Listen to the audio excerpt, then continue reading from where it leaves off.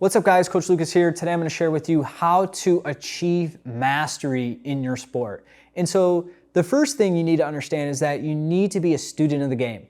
And I speak with a lot of players and a lot of players go like, Coach, how do I become a master of my craft? How do I improve? How do I become successful?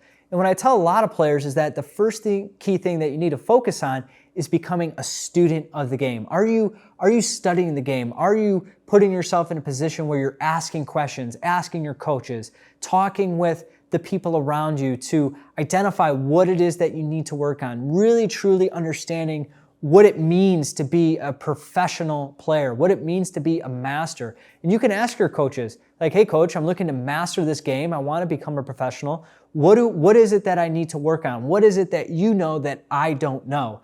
And so this puts you in a position of vulnerability. This puts you in a position where you may look weak because you don't know. And that's necessary to become a master. In order to become a master, you need to first be a student. You need to put yourself in that vulnerable situation. You need to put yourself in the shoes of someone who doesn't know anything so that you can ask the right questions. That's the only way. And most people, they have too much pride to put themselves in that position. They have too much pride or they're too conscious of what other people think, and they're not putting themselves in that position where they're vulnerable, they're weak, and they're asking the right questions to eventually become a master. So be a student of the game.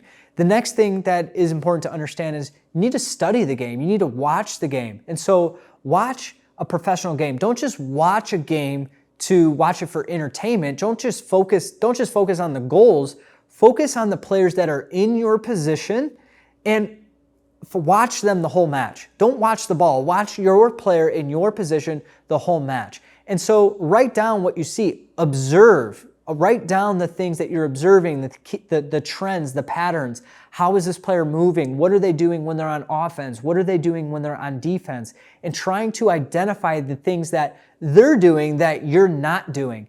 And so doing this regularly a few times a month is really going to enhance your game, and it's going to allow you to stay conscious of the things that you need to work on to improve your game and to become a master of this game. And so the final thing that I want to share with you is this study that this guy, he basically studied all of these world-class athletes and performers. So piano players, tennis players, golf champions, soccer players, champions across the board. And he tried to identify what it took for these athletes to become world-class. And what he identified was that these pros, these athletes, these world-class professionals all of them spent at least 10,000 hours of practice. And so if you do the math, that basically comes down to 3 hours a day, 6 days a week for 10 years. 3 hours a day, 6 days a week for 10 years. And so for some of you may be hearing this and you may be thinking, well, I'm doing that. Great. I'm on track to world-class mastery. So all you need to do is continue that for the next 10 years.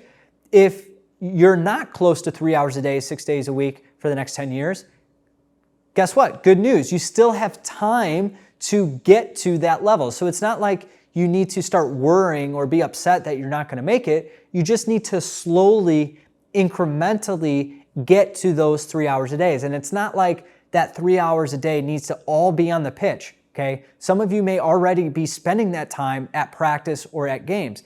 Some of you may already be spending that time watching or studying professional games. So you can add to that by focusing on your athleticism, focusing on your stretching, focusing on getting stronger. You can work on touches with the ball or practicing shooting in the backyard. So slowly and surely getting to this place where you're spending at least 3 hours a day mastering your craft. And so I hope you found this information valuable. If you have any questions, leave them in the comments below and I'll be sure to help you. Coach Lucas here. I wish you the best. Much love, and we'll see you next time. Take care.